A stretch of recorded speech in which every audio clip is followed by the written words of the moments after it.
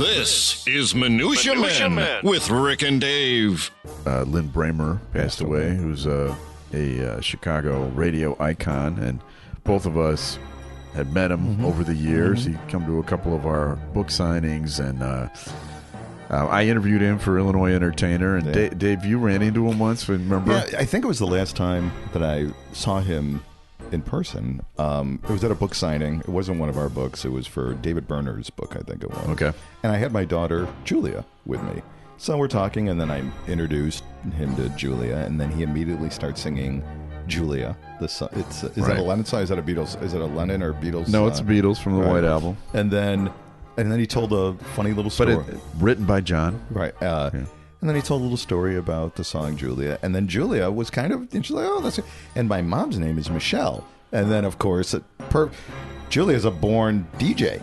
Total segue. And then he started to sing Michelle to Julia and told a little story about the origin of the song. And I just remember being at that point. I mean, obviously, I did not know that was going to be the last time I saw him. And it's probably before COVID, I would imagine. Right.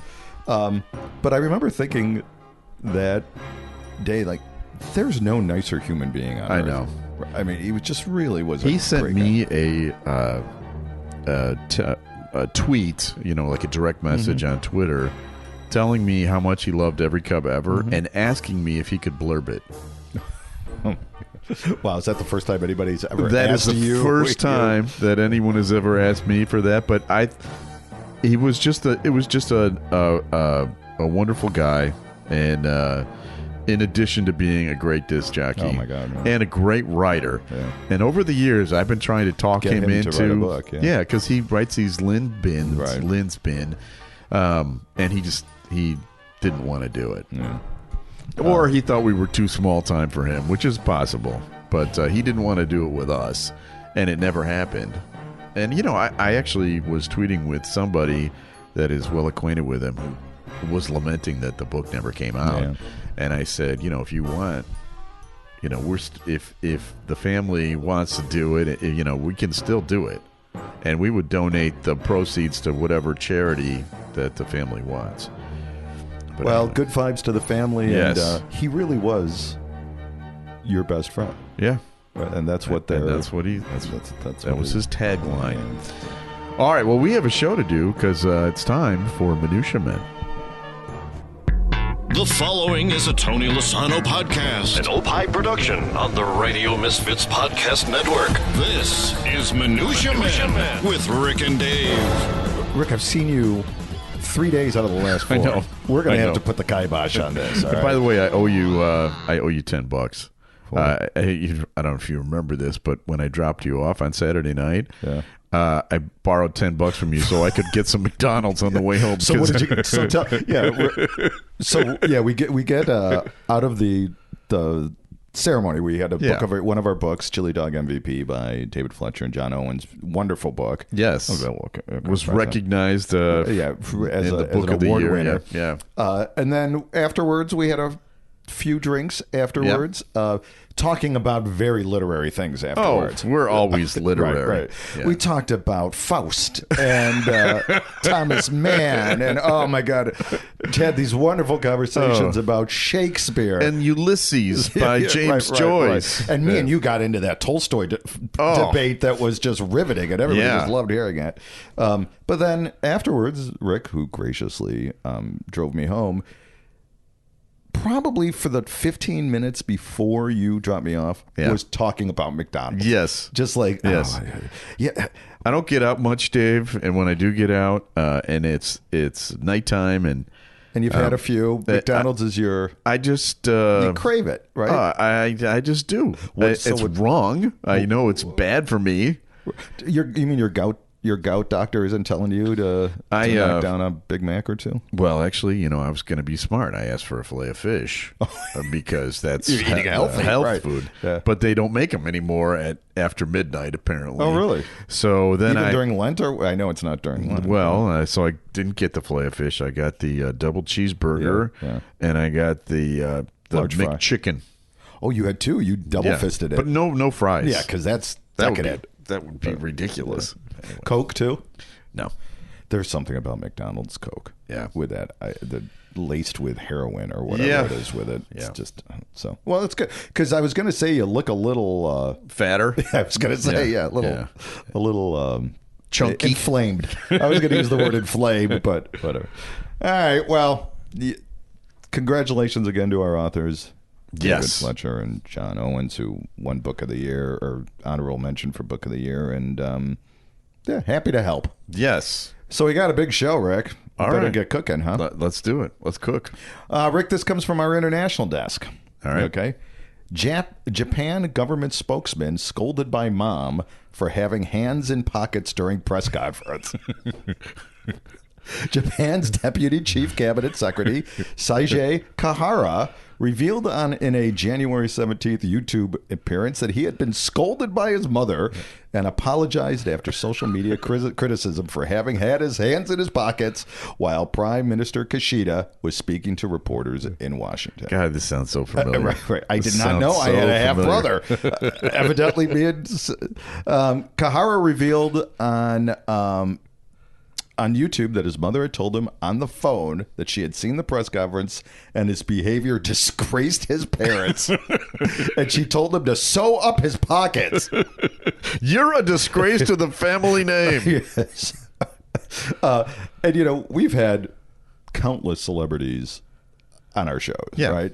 And there always appears to be a consistent theme that no matter how famous you get or how important you are, your family just doesn't give a shit. No, they don't. Period. End of story.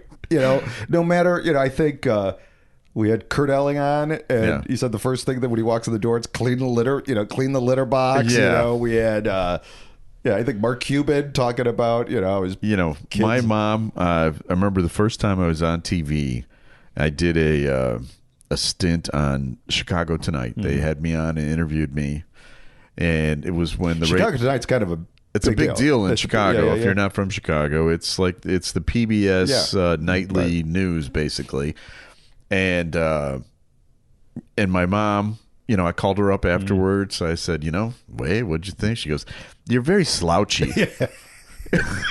Thanks so much, Mom. Oh, I know. But so I found some stories about some celebrities.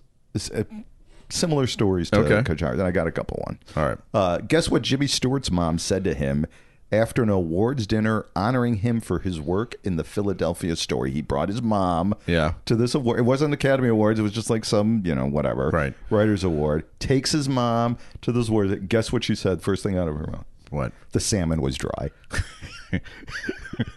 In an interview with Sport Magazine, it keeps you fighting for more. In an interview with Sport Magazine in 1985, Carl Lewis, you know who Carlos Lewis, sure, Carl Lewis is, says his mother would routinely ask him to explain how a 4-time track and field gold medalist is always late. You can run around the track, but you can't. You're always 20 minutes late to pick me up. And maybe my favorite, 42nd President Bill Clinton. Yeah. Oh, okay. He had his mom at the inauguration. Yeah. After the inauguration, she says to him, "Would it have killed you to get a haircut?" Wow. Yeah. And I looked at the image. It is a little shaggy. Yeah, a little shaggy. Yeah. So it was the 90s. So all of you celebrities out there or people that want to be celebrities, don't do it to get your family to think of you any more than who you are. Because they won't. Yeah. And they don't. Yeah. Actually, I have something that kind of ties into that. There's a woman named Laura Ramosa on Instagram. And she has a German mother. Mm-hmm. What's her last name? Ramosa. Okay. Ramoso. Okay. I don't know. Maybe she does not have a German father. Right. It doesn't sound like a German name. But she does a perfect impression of a German mother. And this is for our female audience because this is a German mother and a German daughter. Okay. At a changing room.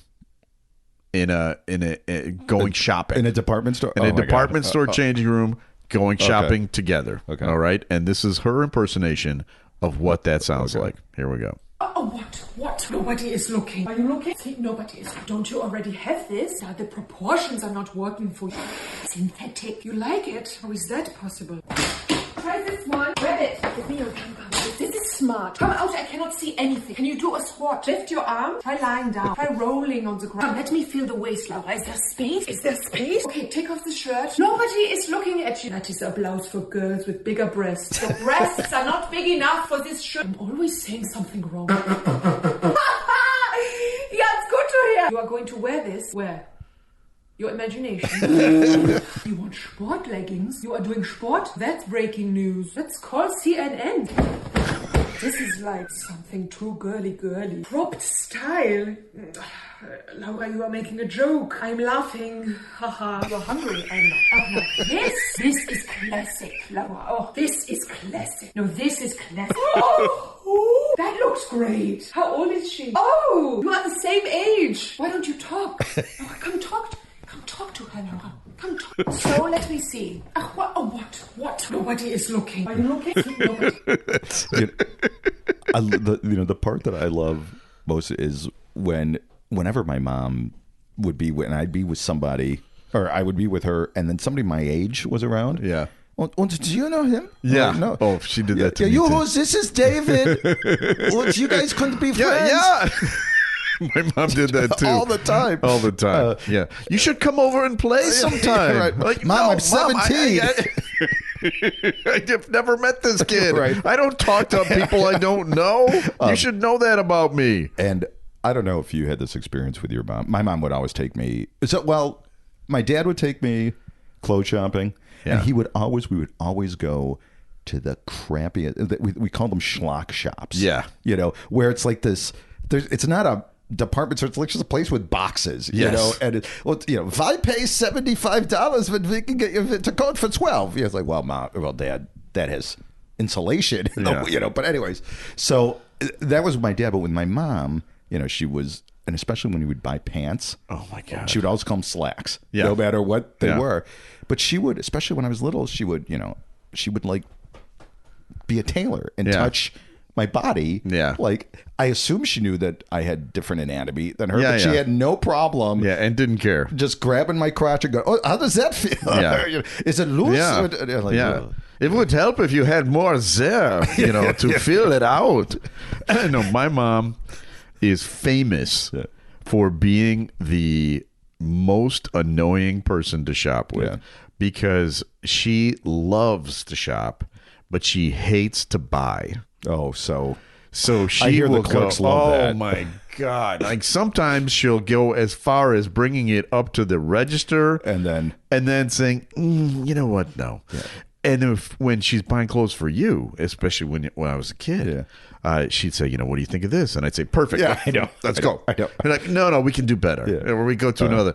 No, what do you think? What do you think of this? Yeah. Like, it's perfect, Mom. Let's go. Yeah. No. That's a bad color for you. Yeah. Like, why are you showing it to me? I know. It was like kind of similar to do you remember when you were registering for your wedding? Yeah.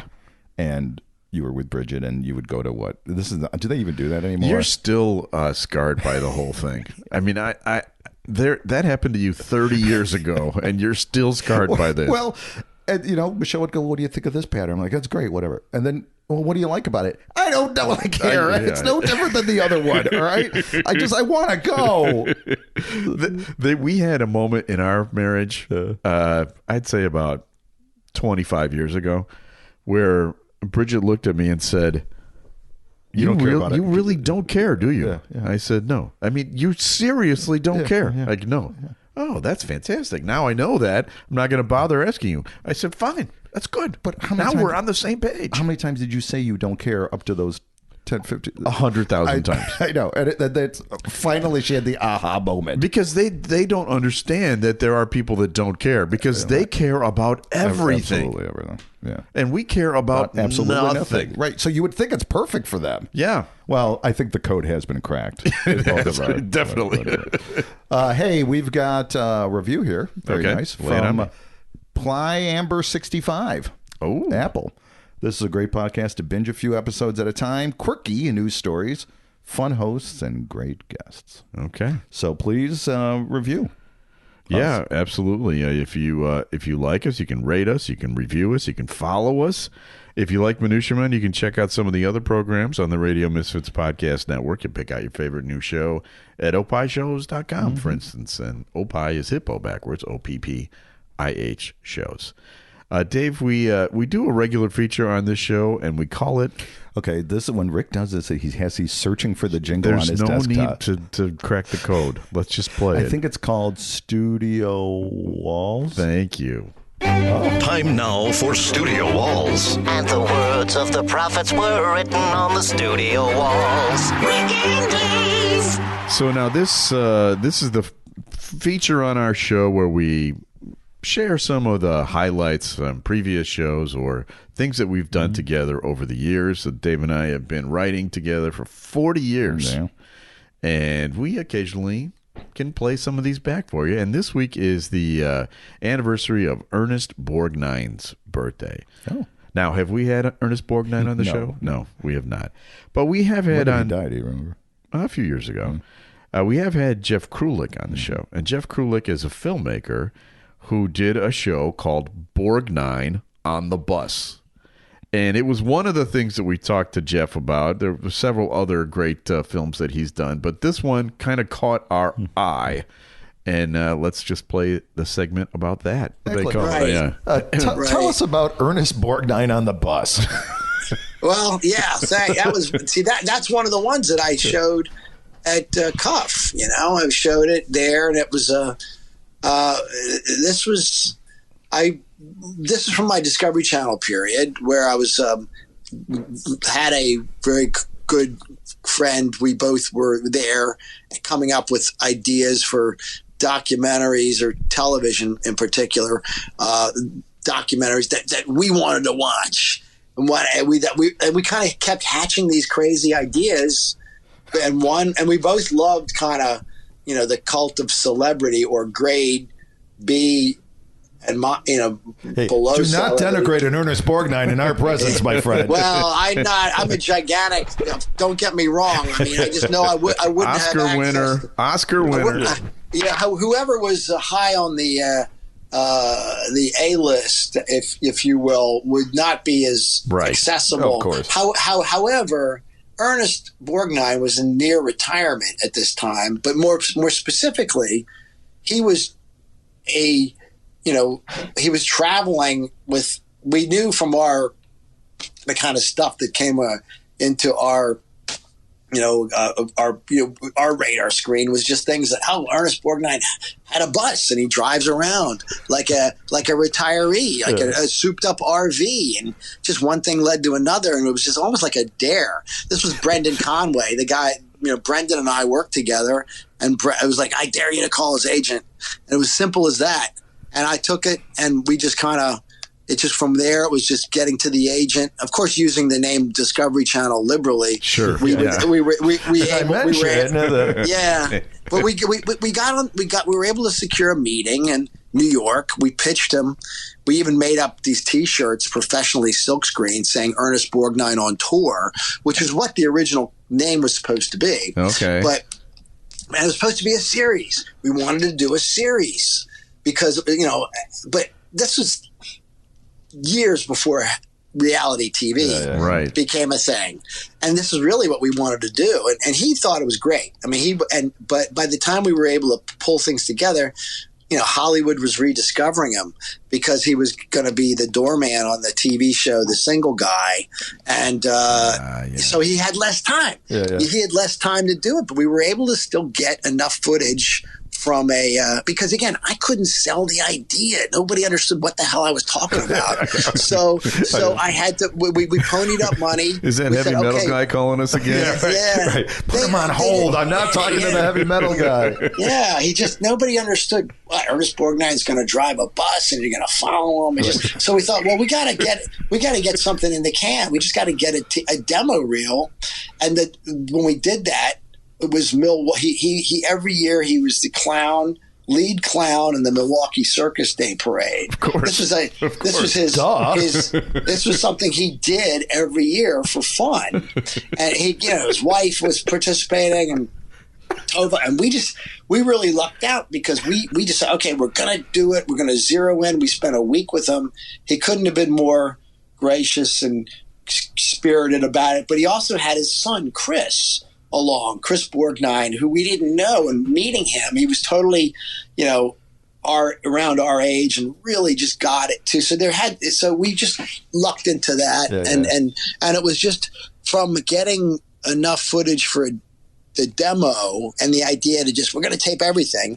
We couldn't do our series because he went off to really work in Hollywood again regularly. We had enough for a documentary, which became Ernest Borgnine on the Bus. There it is.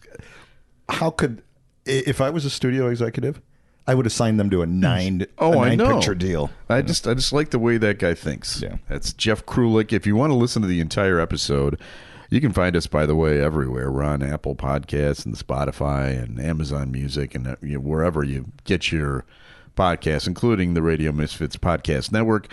This would be Minutia Man Celebrity Interview, episode 40. Yeah, okay. And there's a whole nother thing about clowns in there. There's a thing about heavy metal fans that is hysterical. Well, his big hit was Heavy Metal Parking Lot. Right. Which is got it's genius. 300 million hits or views. It's genius. Yeah, it's absolutely great. All right. Hey, Rick, this story comes from our science desk. Okay. Oh, do you got a jingle? Oh, is this the one you asked for? Rick, flop out the jingle. Oh, okay. Penises in the news. Rick and Dave. All right. New study says men with small penises desire fast cars. That's I'd like to point out. I'd like to point out that I drive a minivan. Yeah, and you drive I drive a 2015 Toyota Corolla and a 2002 Honda Odyssey and a 1995 Oldsmobile Cutlass Supreme. Yeah, okay. If you know what I mean. This week, the University College of London released the study entitled Small Penises and Fast Cars, Evidence for a Psychological Link. Yeah. In which researchers told subjects that the average penis size was 7 inches, and other subjects, a different group, yeah, you know how they do studies, sure, that the average was 4 inches. Right. Okay. By the way, do you know what the average? No, it's 5 inches. Okay, I was hoping 4 was right. The test subjects then used a slider to determine how much they wanted fast cars, according to the study.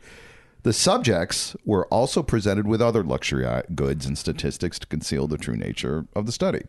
In the 30 and older group, evidently from 29 under, it didn't seem to matter. But for the 30 and older group, men who thought they had a relatively small penises significantly rated the sports cars higher. Interesting. Whereas the ones that figured that they didn't need it. And they said even into old age. I don't know what they're considering old age is. I didn't read the entire because I didn't want to know. And again, and who's got the time to read an entire article? Yeah, right, exactly. We're doing this show like every week, right? I mean, come on. So as they concluded that the people that are more well endowed are less interested in sports cars. Now, I did a little research on penis size. Okay. And by the way, now penis size and facts and figures are ensconced in my search history. You're great. Yeah. So I suspect I'm going to start getting a lot of digital ad. But I did a little research on penis size around the world. You and I could be huge porn stars in North Korea. Oh, really? I'm just going to say that right now. That wouldn't be the case in the Republic of Congo. Oh, yeah. So we really need to hone our skills. Okay. I believe to the Asian countries, but especially Korea. It sounds racist, but it's not. It's science. Isn't that a great T-shirt? Yeah. It sounds racist, but it's science. Oh my God! Is that the end of your penis report? Yeah. Okay, then. Yeah. Penises in the news. Rick and Dave. So thank you for that penis report. Yeah, it was really hard to find more. But all right. So I don't know if you know this, but this week is the Chinese New Year, the Lunar New Year. The Chinese zodiac system assigns animals, right? Yeah, animals, and this is the year of the rabbit, which is ours. It's ours. Right. People born under this sign: 2011, 1999, 1987. When we were born. So, yeah. So none of my kids. 1975, 1963, that's us, and 1951. Those are all, Year of the Rabbit. And I've discovered a few things about rabbits? The rabbit, according to the Chinese zodiac. They are considered to be quick-witted and empathetic. Duh, right? They have good reasoning skills, enjoy being contemplative. That's us, I think. Often I do Wordle. They are often scholarly, according to this. Like, I do Wordle. You're a professor. I am. Right? Yeah. They can be discreet in moving steadily towards their goal, meaning not Slow. very ambitious. This is all sounding very, very familiar. And because they're so careful, they are less trusting than most other people. So all of those pretty much. Yeah. Pretty much. Yeah. Then that got me down a rabbit hole. No pun intended. Yeah. And now I have a quiz for you about rabbits. Okay. Would you like to Do take you have this a quiz? Minutia Men quiz? I jingle? just realized that I needed that. I do not, Okay. but I appreciate you asking because you never ask a question you don't know the answer to. But no, I don't have it. Anyway, all right. A female rabbit doe is that's one of the options. Okay. Is it a doe, a bitch, a ewe, or a hen? doe That's right. How did you know that? because I read Watership Down. Oh, okay. Oh, well, how about this one? So I am scholarly in it. You are. Jessica Rabbit, Sure. from the famous Who Framed Roger Rabbit, was voiced by, I'll give you 4 choices: Madonna, Susan Sarandon, Kathleen Turner, Bette Midler. Kathleen Turner. You're doing very well here. All right, here's a true false. Rabbits perform an athletic leap known as a binky when they're happy, performing twists and kicks in midair. It's a binky. True. It is true. True or false? Bugs Bunny's favorite food, the carrot, is the best food for rabbits because it grows underground. Rabbits live underground. Well, they live in underground and they're called warrens, by the way. I don't know if that's a question. Wow, listen to you. You are for the year of the rabbit. True, false? I don't know. I think I'm due for a false. That is correct. In fact, carrots aren't a natural part of the rabbit's diet and can give bunnies an upset stomach if they eat too many. All right, 2 more. All right, true or false? Rabbits can have up to 168 babies a year. 168. I'll say true. It is true. They can have up to 14 a month. Well, and that's what they call it, doing it like rabbits. So rabbits are the stupidest animals alive. Yes, they are. And then the final one, men born in the year of the rabbit are traditionally more virile and well-endowed than the other. Absolutely, without question, true. Exactly. How did you get that one right? So that's it. Year of the Rabbit. Just a little bit of minutia because the show is called Minutia Men. But we still have time for another feature. A random name pulled out of Rick's bowl of brushes with celebrities. Mixture, collection, selection, assemblage, medley, assortment, variety. Time now for Celebrity Potpourri with Rick and Dave. So this is the part of the show where we share celebrity stories with you. And, we talked about at the top of the show, Lynn Bramer passed away this week. And one of our books at Eckhart's Press, he is featured. In fact, there's a whole chapter about Lynn. It's my favorite chapter of I think it's mine too. It's in a book called Cubsessions, and I'm just going to read a little bit of it and give you a feel of what Lynn was like. The roller coaster ride that was the 2016 postseason nearly destroyed him in an emotional sense.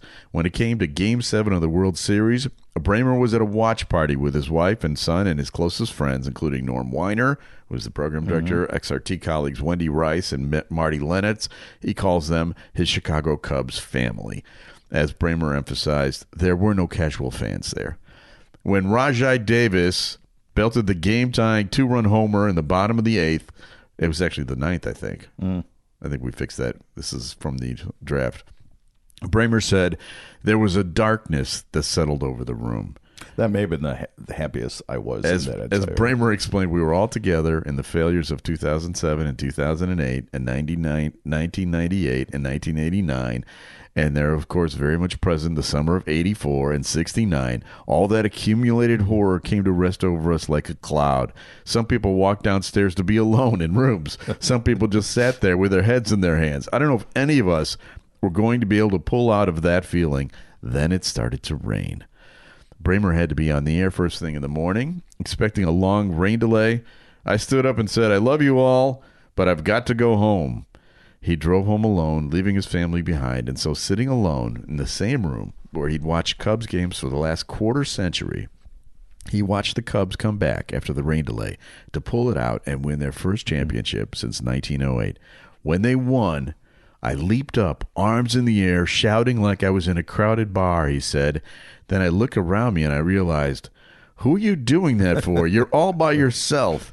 And after all the inevitable celebratory phone calls and texts, Bramer took a moment of private celebration. I thought to myself, I should have a big tumbler of my best bourbon on the rocks, or maybe tequila. I'm going back and forth, and I thought, no, that's all wrong. You feel like an 8-year-old right now. What you need is a root beer float. Yeah. So I watched the postgame, sitting in my comfy chair with a big smile on my face, spooning a root beer float into my mouth. That's wonderful. Lynn Bramer. Yeah. You know, I'm happy that the Cub won the World Series for people like him. Not for you. Yeah, no, I know that. But for people like him, I'm okay with it. Right. Because he's better than me. He's nicer all around and better human. Yeah. Okay. I don't think he was born in the year of the rabbit. No. Well, we know he wasn't. He was born in 51. Or no, 54. 54. Was 54? No, it was not. 55 was the year of the rabbit. No, it was 51. Oh, was the year of the rabbit. No.